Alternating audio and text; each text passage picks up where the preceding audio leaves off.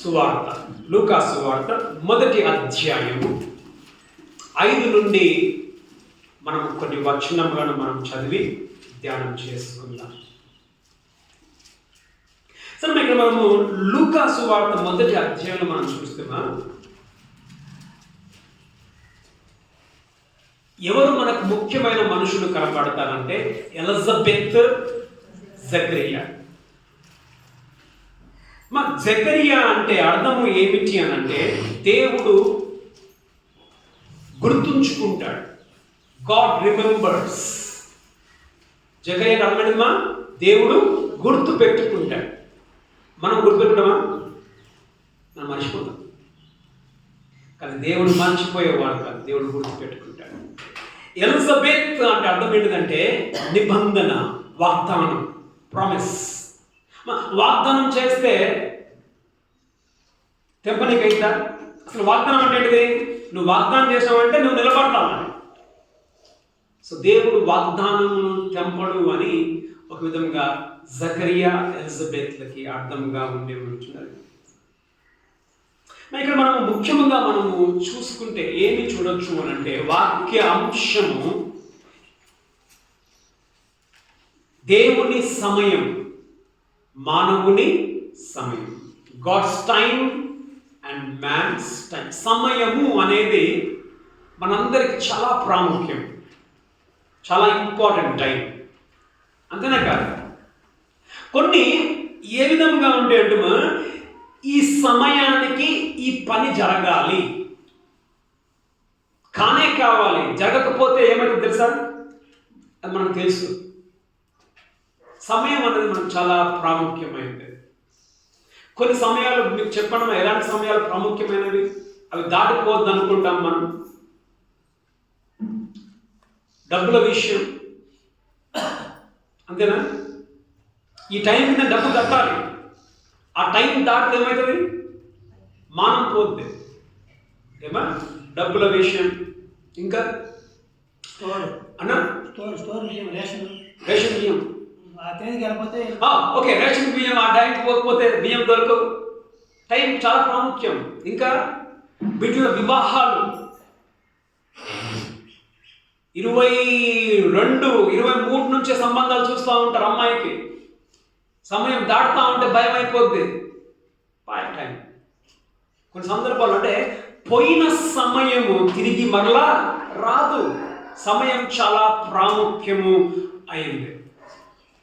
ఇక్కడ మనము చూస్తాము జకరియా, ఎలిజబెత్ జీవితంలో సమయము వారికి ఎంత వేస్ట్ అయింది అనేది మనం చూస్తాం.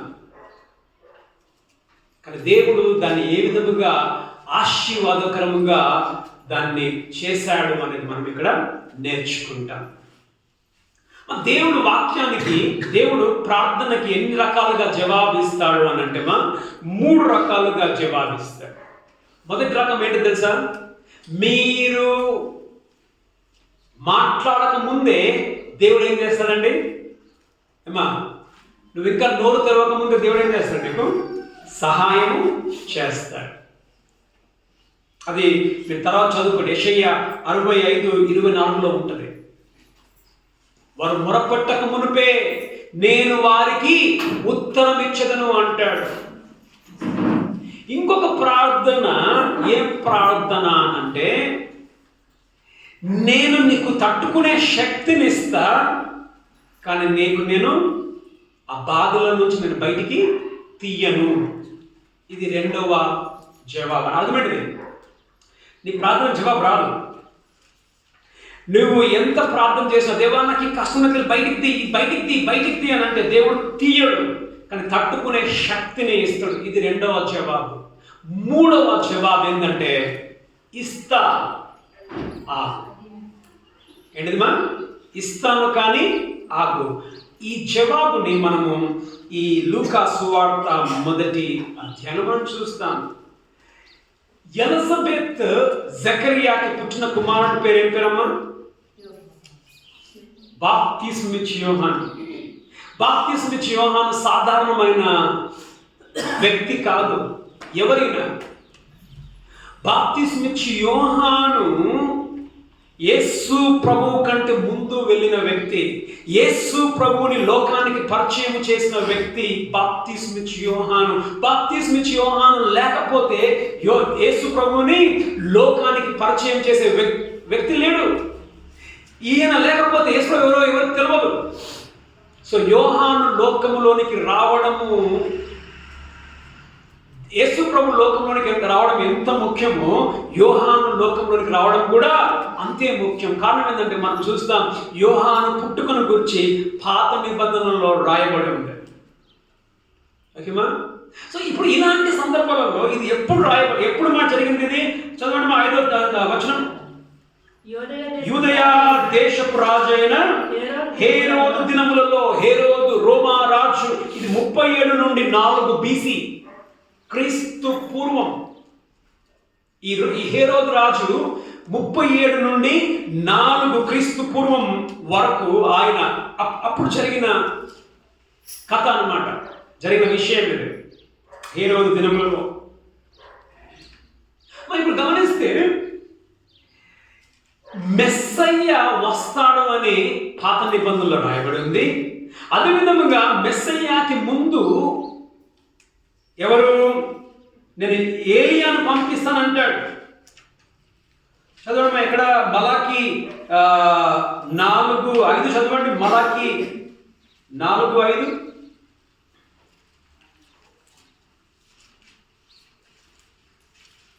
యెహోవా నియమించిన భయంకరమైన మహాదినము రాకమునుపు, అంటే ఇక్కడ మనం 2 చూడొచ్చు. మహాదినము అనంటే ఒక విధముగా అది క్రీస్తు మొదటి రాకడ, క్రీస్తు రెండవ రాకడ. మహాదినము రాకమునుపు నేను ప్రవక్తకు ఎలియాను మీ యొద్దకు పంపుదును. ఏలియాను మీకు పంపిస్తాను. ఆయనకు ముందర ఎవరు వస్తారంట? ఆయనకు ముందు ఎవరు వస్తారమ్మా? యేసు ప్రభు ముందు ఎవరు వస్తారంట? ఏలియాను పంపిస్తానంటున్నాడు. అంటే ఇప్పుడు ఏలియా ఒక ఇండికేషన్, ఒక గుర్తు. దేనికి గుర్తు ఏలియా దేనికి గుర్తు? మెస్సయ్య వచ్చాడని చెప్పడానికి ఏలియా ఒక గుర్తు. అంటే ఎంతమంది తల్లులు ఇప్పుడు ఈ ఏలియా రావాలి అని అంటే ఒక తల్లి కావాలి కదా.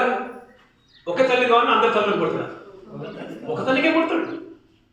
ఎంతమంది తల్లులు అనుకుంటూ ఉండొచ్చు, నాకు పుడుతుడేమో. ఎవరు? ఆ మెస్సయ్యను పరిచయం చేసే వ్యక్తి నా కడుపులో పుడుతుడేమో. మళ్ళీ ఎవరికి తెలియదు. ఇక మనం ఎలిజబెత్, జకర్యాను మనం చూస్తే మొదటిగా వీళ్ళు ఎలాంటి మనుషులు మనం చూస్తే 5-6 వచనం చదవండి. 5-6 వచనములు. హేరోదు దినములలో జకరియా అను ఒక యాజకుడు ఉండను. జకరియా అంటే దేవుడు గుర్తుంచుకుంటాడు. జకరియా అనే యాజకుడు. యాజకులు ఎవరంటే మనకు తెలుసు. దేవుని మందిరంలో, ఆ గుడిలో వారు ఏం చేస్తారమ్మా? దేవునికి వారు నైవేద్యాలు చేయడం కానీ, బలులు అర్పించడం కానీ ఈ యాజకులు చేసే పని. అహరోను ఎవరమ్మా? మోషే సహోదరుడు. తర్వాత ఆయన యాజకుడు. అహరోను సంతతి వారు యాజకులు. అహరోను కుమార్తె అంటే ఈమె కూడా యాజక వంశానికి చెందినదే. ఎవరెవరు గమనించండి. జకరియా ఎవరండి? యాజకుడు. అంటే ఇప్పుడు మనం ఒక విధంగా ఇప్పుడు మనం అర్థం చేసుకుంటే మన భాషలో పాస్టర్ అనుకుందాం. రెండవది ఆయన భార్య కూడా ఎవరు? ఆమె కూడా యాజకుని ఆ వంశం నుంచి వచ్చిన ఆమె కూడా ఒక విధంగా ఉన్నత స్థాయిగా మనం చూసుకోవచ్చు. ఎలిజబెత్ అర్థం ఏంటిదమ్మా?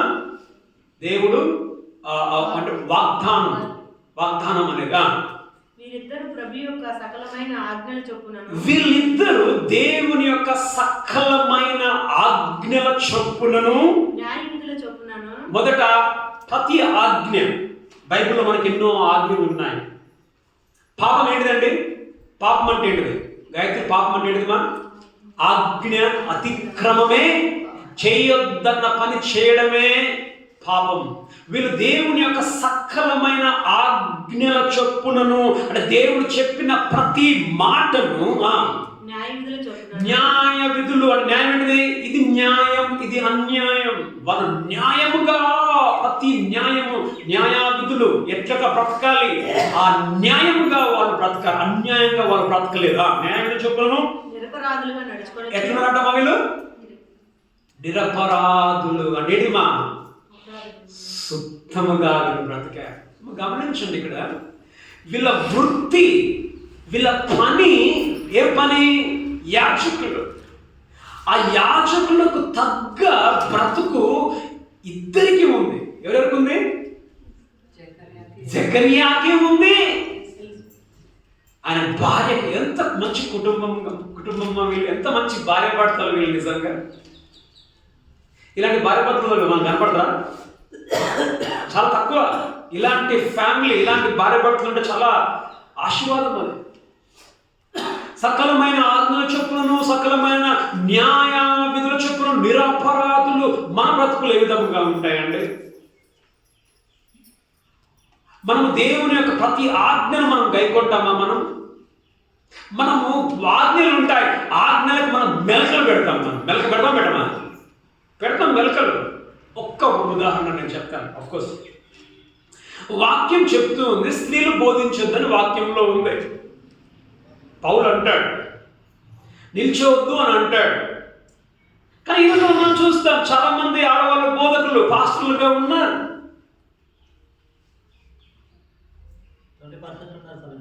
20% కాదు, ఎక్కువనే ఉన్నారు. ఏమైనా చెప్తే ఏమంటారు తెలుసా? మేమెందుకు బోధించొద్దు అంటే నేనేమంటున్నా అంటే, నువ్వు వాక్యమును బోధించినంత మాత్రం నువ్వు నరకానికి పోతావు అంటున్నాను నేను. కానీ నువ్వు క్రమముగా నువ్వు బ్రతకడం లేదు. ఒక విధంగా నాకు తెలిసి, ఒకవేళ ఈ ఎలిజబెత్నే ఆమె పాస్టర్ భార్య, ఒక విధంగా యాజకుడు వాళ్ళే, యాజకుని భార్య. ఇప్పుడు ఆమె అనొచ్చు, నేను కూడా తెల్లగా వేసుకోవచ్చు, నేను కూడా మాట్లాడతా. కానీ వాక్య విరోధం అది. మనం ప్రతిదానికి మెలకలు పెడతాం. మనం ప్రతిదానికి ఏం చూసుకుంటాం? మనము దాన్ని ఏమంటారు? లూప్ హోల్స్ అంటారు కదా. లూప్ హోల్స్ అంటే ఏంటి? లూప్ హోల్స్ అంటే గ్యాప్, అంటే కొన్ని లీకేజెస్ చూసుకుంటాం, దాంట్లోకి దూరి ఇది ఎట్లా అది ఎట్లా పుల్లలు అంటే ప్రతిదానికి అంటే చాలా విషయాలలో వాక్యాన్ని మెలకలు పెట్టి మనం మనకి అనుకూలంగా వాక్యాన్ని మలుచుకొని మనం బ్రతుకుతాం. సకల విధమైన ఆజ్ఞల చొప్పున, తర్వాత ఏంటిదండి? న్యాయ విధుల చొప్పున నిరపరాధులు. మనం నిరపరాధులుగా మనం ఉంటామా? మనలో అపరాధం మనలో దొరుకుతుంది. ఎందుకు తెలుసా?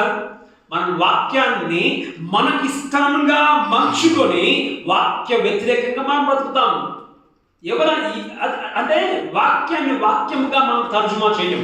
నీకు ఇష్టం వచ్చిన రీతిలో దానిని తిప్పుకొని బ్రతికేస్తాం. మనం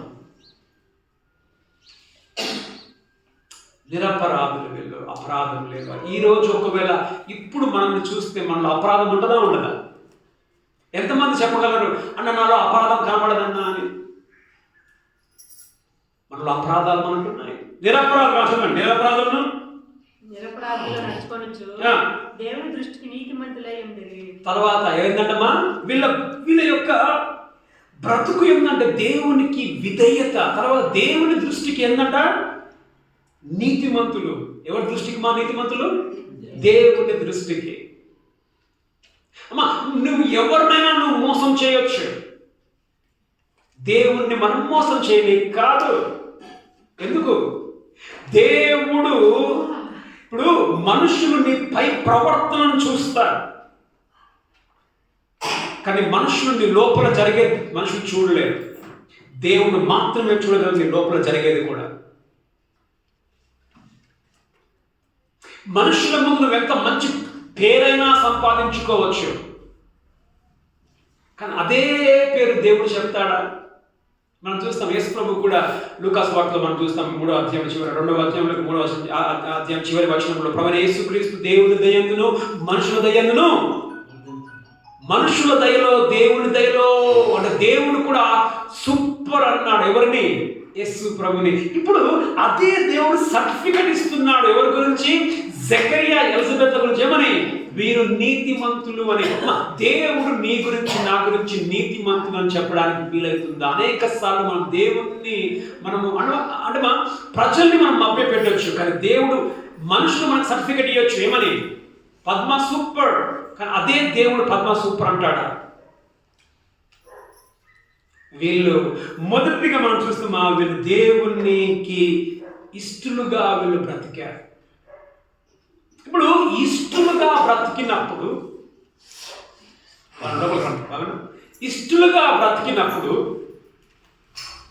ఏమైనా తక్కువ అవుతుందా? ఇష్టముగా బ్రతికినప్పుడు ఏమైనా తక్కువ ఉంటుందా? మరి చాలా సందర్భాలలో మనం ఏమంటాం, యేసు ప్రభువుని నమ్మితే ఏమవుతుంది? చెప్పండి అమ్మా. యేసు ప్రభువుని నమ్మితే ఏ బాధలు ఉంటాయి?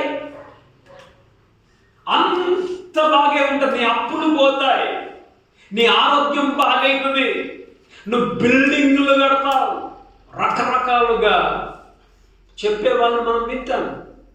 కానీ ఇక్కడ జరిగింది ఏమని చూడండి. వీళ్ళు దేవుని ఆజ్ఞలన్నీ గైకొంటున్నా, కానీ వీళ్ళు జరిగింది ఏంటంటే 7వ వచనం, ఎలిజబెత్ గొడ్రాలైనందున. ఎలిజబెత్ ఎవరంటామా? గొడ్డలంటే ఏంటిది? మా గొడ్డలంటే ఏంటిమా? పిల్లలు పుట్టరు, ఆమెకి పిల్లలు పుట్టరు. ఎలిజబెత్ గొడ్రాలు. మా గొడ్రాలు అనే ఈ పదము ఒక విధముగా ఇది సామాన్యమైన బాధ కాదండి. ఇది చిన్న బాధనా?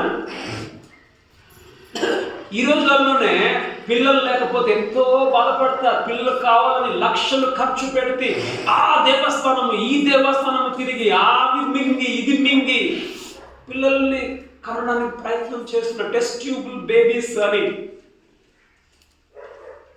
ఇప్పుడు కొడుకు పుట్టి ఆరోగ్యం బాగలేకపోతే మనం ప్రార్థన చేస్తాం. ఇక కొడుకే లేకపోతే ఎంత బాధమా? గమనించండి, వీరు దేవుని ఆజ్ఞలన్నీ వింటున్నారు, దేవుడు చెప్పినట్లుగా పర్ఫెక్ట్గా బ్రతుకుతున్నారు. అయినప్పటికీ వీరి జీవితంలో ఏముందండి? ఒక తీరని కొరత, తీరని బాధ వారి జీవితంలో ఉంటూ ఉన్నది. ఇప్పుడు నీవే ఆ జాగలు ఉంటే వీళ్ళని ఏమంటావు? చాలా మంది, నేను అన్నాను ఇంతకు ముందు కదా, యేసు ప్రభువుని నమ్మితే ఏమంటారు?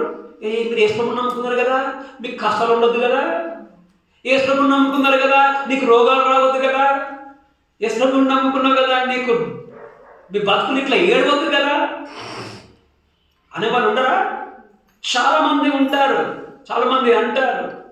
ఇప్పుడు ముఖ్యంగా ఇంకోటి, ఇప్పుడు నీవు యేసు ప్రభువుని నమ్ముకుంటే నీకు కష్టం రావద్దు కదా అని అంటే మరి వీళ్ళు ఎవరు?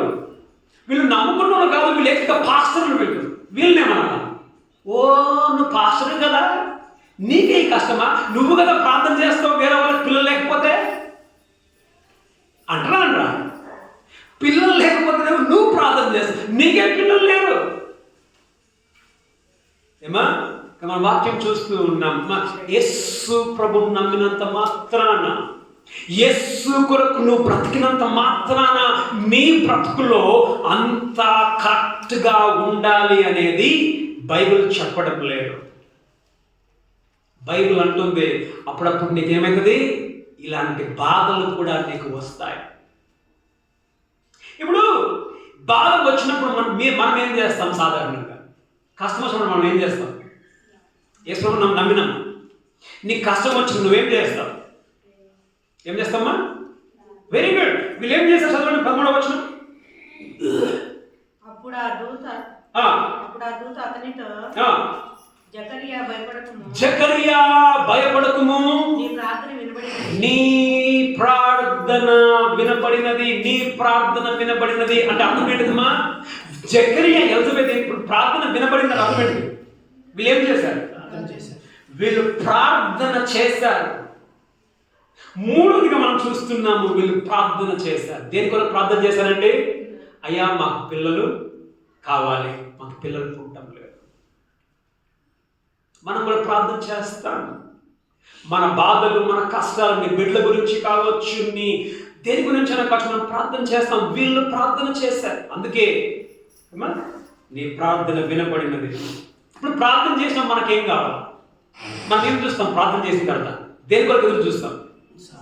దేవుడు సహాయం చేస్తాడని మనం ఎదురు చూస్తాం. ప్రార్థించిన తర్వాత జరిగింది ఏంటిది?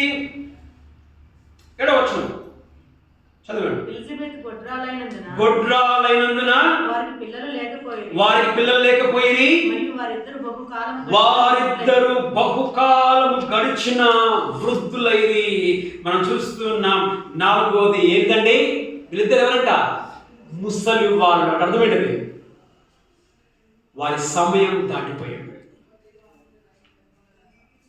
ఏ సమయం దాటిపోయిందండి? ఇక పిల్లలు వాళ్ళకి పుట్టే సమయం దాటిపోయింది. పిల్లలు పుట్టాలంటే ఎప్పుడు పుట్టాలి? ఇప్పుడు అనుకుందాం, అందాజాగా ఒక 13 సంవత్సరాలకు పిల్లలైంది అనుకుందాం. ఎవరికి? ఈ ఎలిజబెత్కి, జకర్యాకి. ఇప్పుడు వాళ్ళకి ఎప్పుడు పిల్లలు పుట్టినా ఈ 13 నుండి 25 లోపల పిల్లలు పుట్టాల. 13, 14, 15, 20, 25, 30 కూడా కాస్తున్నాను, 30 కూడా పుట్ల. ఇప్పుడు ఆఖరికి సమయం దాటిపోయింది. ఏంటంట? బహుకాలం గడిచిన వృద్ధులైరి అంటే అర్థమైంది. ఈ 13 సంవత్సరముల నుండి 60 సంవత్సరం వరకు వచ్చిందనంటే టైం అనేది ఏమైపోయిందమ్మా? దాటిపోయింది. దేనికి టైం దాటిపోయింది? దేనికి టైం దాటిపోయింది? నీవేదైతే కావాలనుకున్నావో దేవుని దగ్గర నుంచి అది దొరకకుండా టైం అనేది దాటిపోయింది. ఎవరికి? వీరికి. మన జీవితంలో అనేక సందర్భాలలో మనం అనేక విషయాలతో మనం ప్రార్థన చేస్తాం. దేవా నాకు ఇది కావాలి, దేవా నాకు అది కావాలి. కొన్ని సమయంలో దేవుడు నీ సమయానికి వాటిని దేవుడు మనకు దయచేయడు. అంటే అర్థం ఏంటిది? సమయం అనేది దాటిపోతుంది. నీ వివాహం కావాలి, 20 సంవత్సరాలకు వివాహం కాల, 30 సమయం దాటిపోయింది. సమయం దాటిపోయినాక జరిగింది ఏంటిది? 24 చదవండి. 24, 25.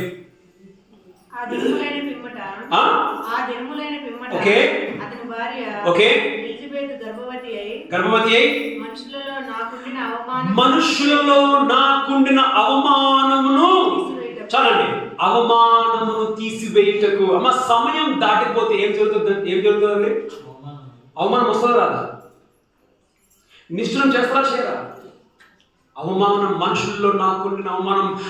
ఒక విధంగా ఈ 13 సంవత్సరాలు పెళ్ళైనప్పుడు అత్తమామలు, తల్లిదండ్రులు ఏమనుకుంటారు? నాకెవరు పుడతారు? నాకు మనవరాలు పుడతారు. పాపం ఏమైంది? 1 సంవత్సరం అయింది లేదు, 2 సంవత్సరం అయింది లేదు, 3 సంవత్సరం అయింది లేడు.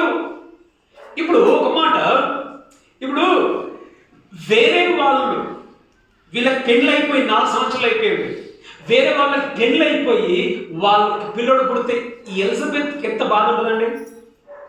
అవమానంగా ఫీల్ అవుతా కాదా? అవమానంగా ఫీల్ అవుతామే. ఇప్పుడు ఈమె పాస్టర్ భార్య, యాజకులు. ఇప్పుడు యాజకులు కాబట్టి వేరే ఇంట్లో ఎవరైనా వాళ్ళకి పిల్లవాడు పుడితే ఏం చేస్తారు? అన్నా యాజకుడు జకర్యా గారు వచ్చి మా బిడ్డ కొరకు ప్రార్థన చేయమనంటే ఎలిజబెత్ ఏమంటుంది? ఎలిజబెత్ ఏమంటమ్మా? ఎలిజబెత్ పోద్దా? ఎలిజబెత్ సదాపుగా నువ్వు పోయిరా, నేను రాను. అవమానం.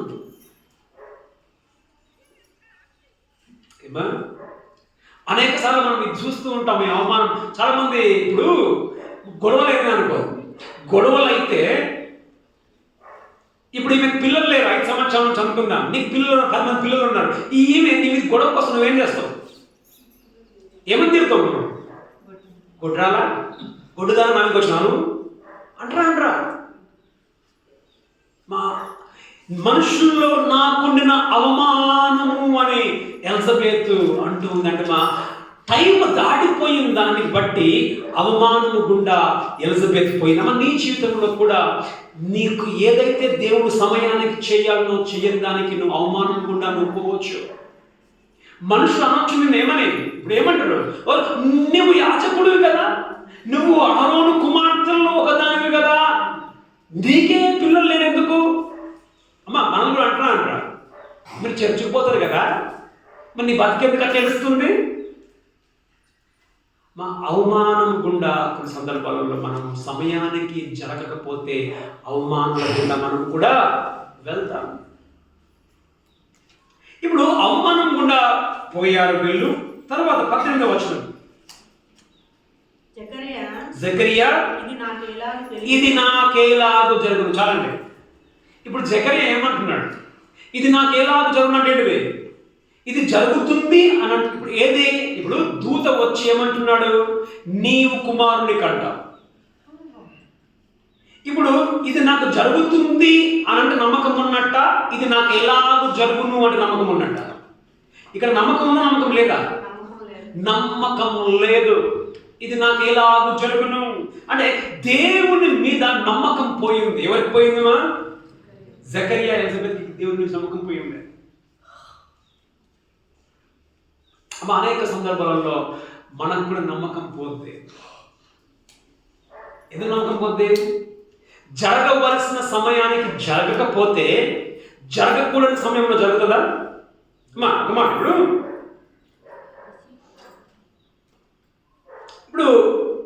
ఇది నాకు ఎలాగూ జరుగును అని మనం చూస్తే ఇప్పుడు ఒక ప్రశ్న ఏంటిదంటే అనేక సందర్భాలలో ఇప్పుడు జకరియా ఎలిజబెత్ ఏమనుకోవాలా? మనం నీవుంటే ఏమనుకుంటాం? అసలు దేవుడు, నేను నమ్మిన దేవుడు ఉన్నాడా? నా ప్రార్థన దేవుడు విన్నాడా? నా ప్రార్థన దేవుని దగ్గరికి చేరిందా? ఒకవేళ ప్రార్థన దేవుని దగ్గరికి చేరితే ఎందుకు నా ప్రార్థనకు జవాబు రాలే? అనేక సందర్భాల్లో మనకి ఏమవుతుందమ్మా?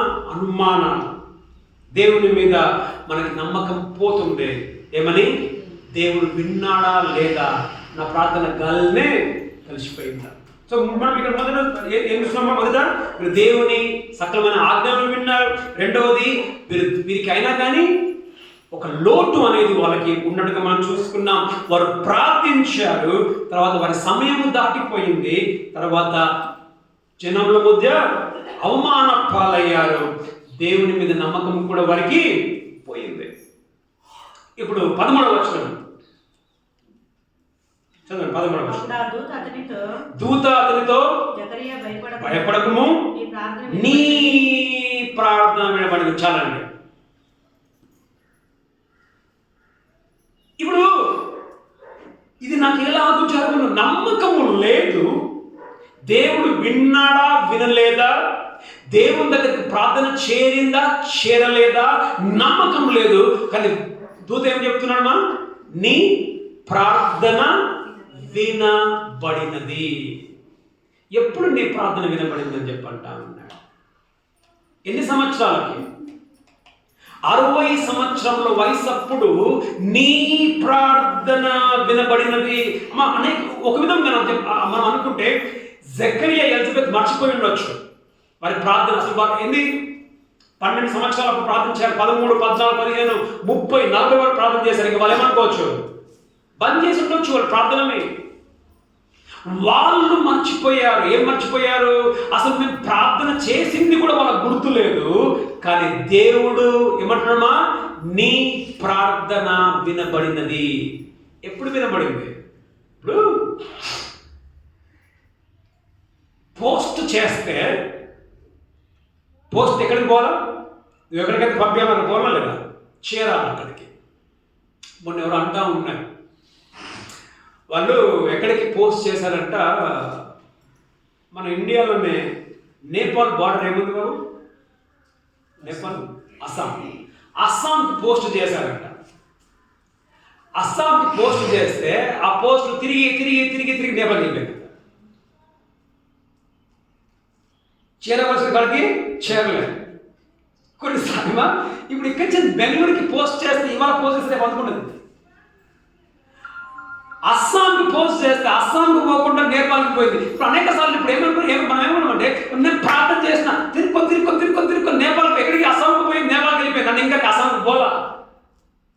ఏ టైం వెళ్తో ఇప్పుడు అది అస్సాం నుండి నేపాల్ నుంచి అస్సాం కావాలంటే ఇంకా దానికి ఎన్నో లెక్కలు ఉన్నాయంట చేయడానికి. అంటే అది పోయేది గ్యారెంటీ లేదు. ఇక మనం చూస్తున్నాం నీ ప్రార్థన వినబడింది అని అంటే 60 సంవత్సరములకి దేవుడి దూత చెప్తున్నాడు నీ ప్రార్థన వినబడింది అని అంటే దేవుడికి ప్రార్థన ఎప్పుడు వినబడింది? తిరుక్కొని ఎన్ని సంవత్సరాలు పట్టింది దేవుని దగ్గర పోవడానికి? దేవుని దగ్గరికి వీళ్ళు ఎప్పుడు ప్రార్థన చేశారు? 13 సంవత్సరాలు ఉన్నప్పుడు ప్రార్థన చేశారు. జవాబు వచ్చింది ఎప్పుడు? 60. అంటే ఇప్పుడు ఈ 13 సంవత్సరం నుంచి ఇట్లా అట్లా అట్లా అట్లా అట్లా తిరుక్కొని గాల సుక్కలు చుట్టూ కొట్టుకొని 60 సంవత్సరం దేవుడికి చేరిందా? నీ ప్రార్థన వినబడింది అని అర్థం ఏంటిదంటే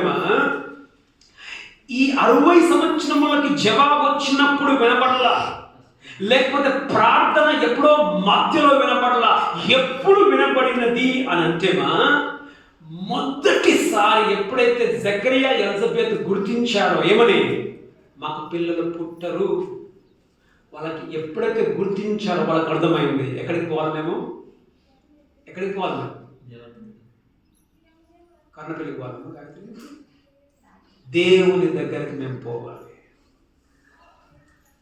ఎప్పుడైతే మొదటిసారి వాళ్ళు అనుకొని మోకరించి అయ్యా మాకు పిల్లలు కావాలి అని అనుకున్నారో అప్పుడే ఏమైంది మా ప్రార్థన వినబడింది. అంటే మనం గమనించాలి నీ ప్రార్థన, ప్రతి ప్రార్థన వేస్ట్గా పోదు. ప్రతి ప్రార్థన దేవుని దగ్గరికి చేరుతుంది. ఎంత టైం పడుతుందా దేవుని దగ్గర ప్రార్థన చేయడానికి? ఎంత టైం పడుతుంది ప్రార్థన చేయడానికి?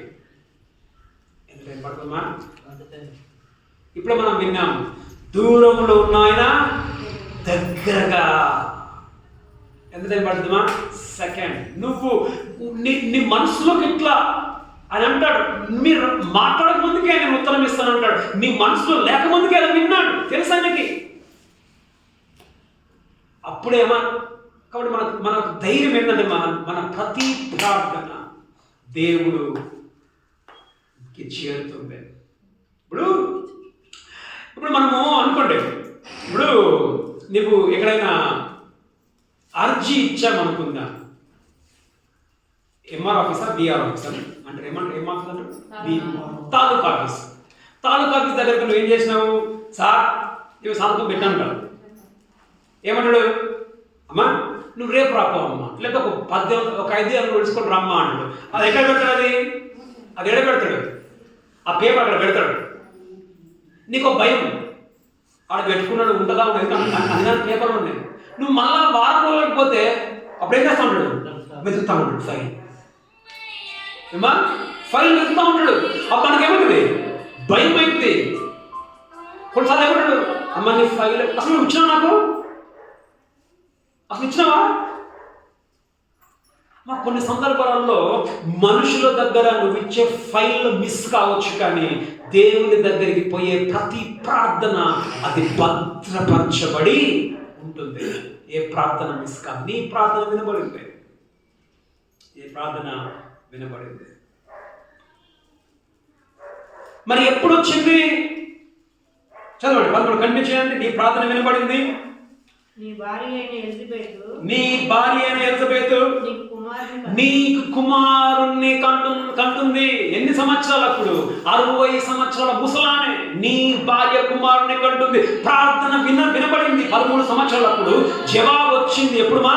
జవాబు వచ్చింది 60 సంవత్సరములకు. ఏమా 60 సంవత్సరములకు అంటే అర్థం ఏంటిది? చదవండి 20 వచనం. నీ భార్య కుమారుని కంటుంది, మరియు నా మాటలు వాటి కాలమందు నెరవేరును. మరియు నా మాటలు వాటి కాలమందు నెరవేరును. నా మాటలు అంటే వీరి మాటలు, వీరి కాలం ఏంటిదమ్మా? జకరియా ఎలిజబెత్ కాలం ఏంటిది? 13 సంవత్సరం నుండి 20 సంవత్సరంల టైం వాళ్ళది. కానీ దేవుని టైం ఎప్పుడు వచ్చింది మా గాయత్రి? ఎప్పుడు వచ్చింది? 60 సంవత్సరాలకు వచ్చింది టైం దేవునికి వాళ్ళ పిల్లలు ఇవ్వడానికి. నా మాటలు వాటి కాలమందు నెరవేరునంటే బిడ్డ, నీకెట్లయితే టైం ఉందో నాకు కూడా నీకు జవాబు ఇవ్వడానికి నాకు ఒక టైం ఉంది. ఇప్పుడు ఈ టైం ఎవరి టైం కాదండి, ఈ టైం ఎవరి టైం కాదు. ఈ టైం జకరియా ఎలిజబెత్ టైం కాదు. వాళ్ళ టైం ఎప్పుడమ్మా? వాళ్ళు యవనస్తులుగా ఉన్నప్పుడు టైం వాళ్ళది. జవాబు రావడానికి ఎన్ని సంవత్సరాల గ్యాప్ తెలుసమ్మా? దగ్గర 47 సంవత్సరాల గ్యాప్. 47 సంవత్సరాలు పట్టింది జవాబు రావడానికి. ప్రార్థన చేరింది అప్పుడే, కానీ జవాబు రావడానికి 47 సంవత్సరంల గ్యాప్. ఎందుకు 47 సంవత్సరాల గ్యాప్? ఇప్పుడు ఒక మాట మనం గమనిస్తే, ఇప్పుడు ఇంకొక మాట, దేవుడికి వచ్చిన లాభం ఏంటిది? ఇప్పుడు 47 సంవత్సరములు నా ప్రార్థనకు జవాబు ఇవ్వకుండా దేవుడు ఆపితే దేవుడికి వచ్చిన లాభం ఏంటిది? ఇప్పుడు నష్టం ఎవరికి జరిగింది? ఇక్కడ ఎవరికి నష్టం జరిగిందిమా? నష్టం జరిగింది వీళ్ళకి. మనం అంటాం దేవుడికి ఏం నష్టమైంది? నష్టం నాకైంది. మనం చూస్తాం ఇక్కడ ఎలిజబెత్ గురించి మనం చూస్తేమా, ఆమె అనుకుందాం ఒక ఉదాహరణకి, ఆమెకి మనం లెక్కలేద్దాం, ఓకేనా? నేను లెక్కలు పూర్ 65 క్రీస్తు పూర్వంలో పుట్టింది అనుకుందాం. ఎవరు? ఎలిజబెత్. ఓకేమా? 12 సంవత్సరాలకు పెళ్ళయింది. ఓకే, అప్పుడు ఎంత ఉండాలా? 53 BC క్రీస్తు పూర్వం. ఓకేనా? 65 పుడితే ఎంత పుట్టింది అనుకుందాం. ఎప్పుడు పెళ్ళయి ఉండాలి? 57. ఓకే, 57లో మనం అనుకుందాం. ఇప్పుడు ఆమె ప్రార్థన చేసింది. ప్రార్థన చేసిన తర్వాత ఒక 2 సంవత్సరాల గ్యాప్లో ప్రార్థన చేసింది అనుకుందాం. అప్పుడు ఎంత కావాలా? 55. ఓకేమా? సో ఈ విధంగా మనం చూసుకుంటే మనకు 50 గ్యాప్, 49 సంవత్సరాల గ్యాప్, 47 సంవత్సరాల గ్యాప్లో మనము చూస్తాం. ఓకేమా? ఇప్పుడు యేసు పుట్టింది ఎప్పుడు? యేసు ఎప్పుడు పుట్టాడు? ఏ సంవత్సరంలో పుట్టాడు? క్రీస్తు పూర్వం ఎప్పుడు పుట్టాడు? క్రీస్తు పూర్వము 4 BC. 4 BCలో యేసు పుట్టాడు. ఇప్పుడు మరియా యోసేపు అనుకున్న సమయంలో, ప్రార్థన చేసిన సమయంలో వారికి జకరియా యోహాను పుట్టుంటే, యోహాను పుట్టింటే యేసు ప్రభు పుట్టే సమయానికి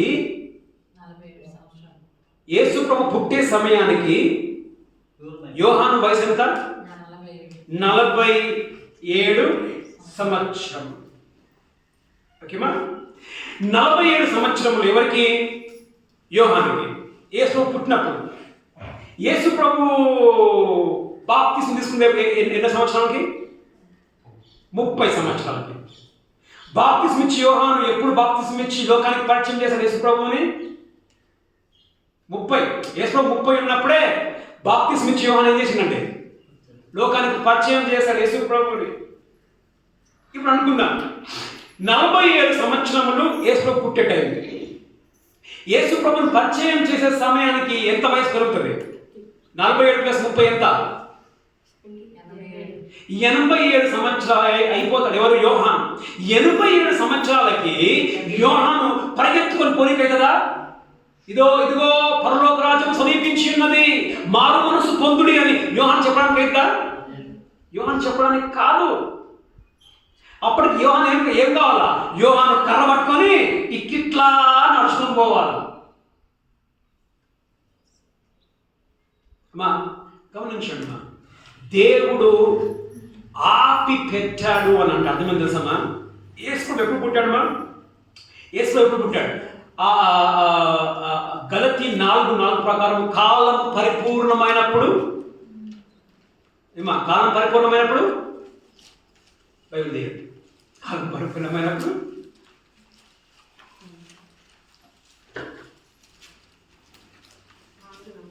4:4 అయితే కాలము పరిపూర్ణమైనప్పుడు తన కుమారుణ్ణి. యేసు ఎప్పుడు వచ్చాడమ్మా? కాలం పరిపూర్ణం అంటే అర్థం ఏంటిది? టైం. దేవుని టైంలో వచ్చాడు. ఇప్పుడు గమనించండి, యేసు ప్రభు రావాల్సిన టైం ఎప్పుడు ఫిక్స్ అయింది? 4 BC. 4 BCకి యేసు ప్రభు రావాలి. ఇప్పుడు జకర్యాతో దూత ఏమంటున్నాడు? నా మాటలు వాటి కాలమందు నెరవేరు. అంటే దేవుని టైం అనుకుందాం.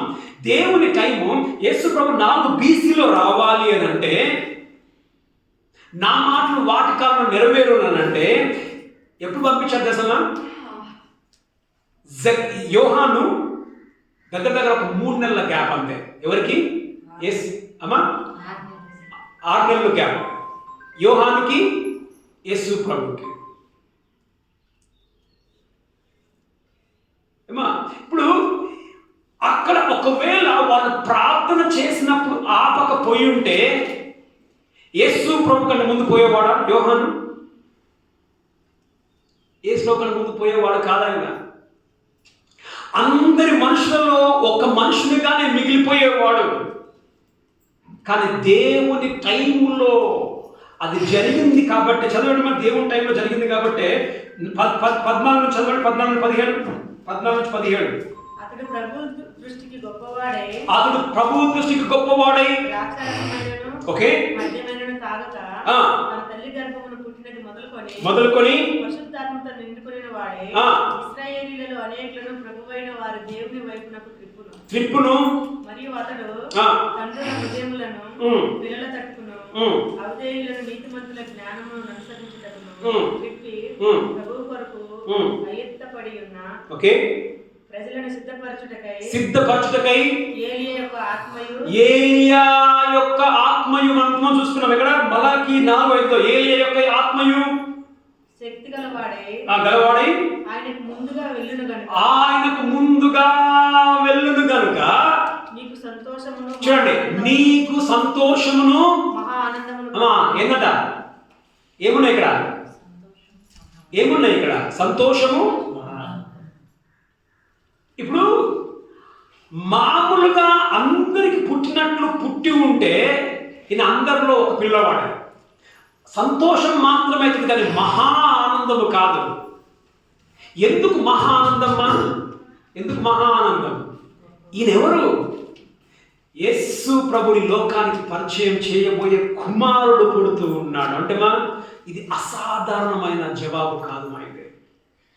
మా దేవుడు నీ జీవితంలో ప్రార్థనకు జవాబు ఇవ్వకుండా ఆపుతున్నాడు అని అంటే దేవునికి బలమైన ఆశీర్వాదము నీ పట్ల దేవుడు కలిగి ఉన్నాడు.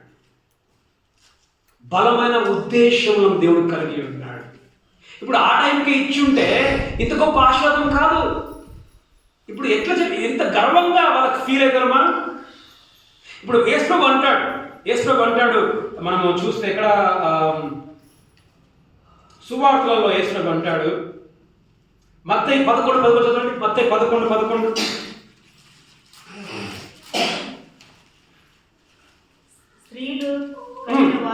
స్త్రీలు కనిన వారిలో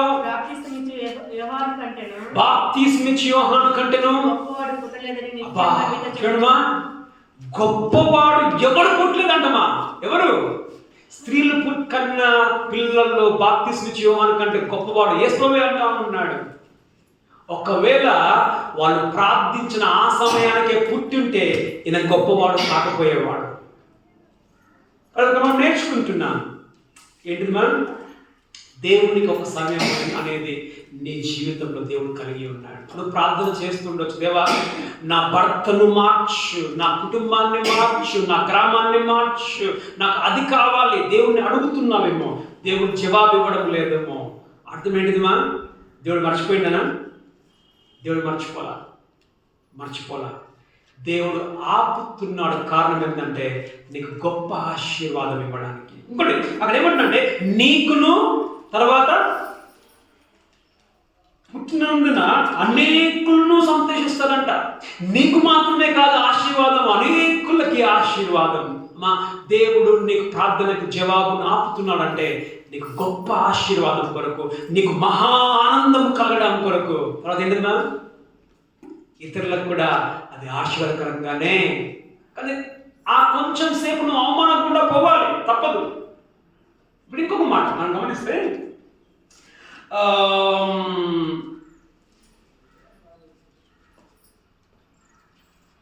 20 చదవండి. 20 వచనం. మరియు నాకు ఇప్పుడు ఇక్కడ ఎన్నో వచనం అంటే 18వ వచనంలో నేను ముసలివాడు, నాకు ఇది ఎలాగో తెలియను.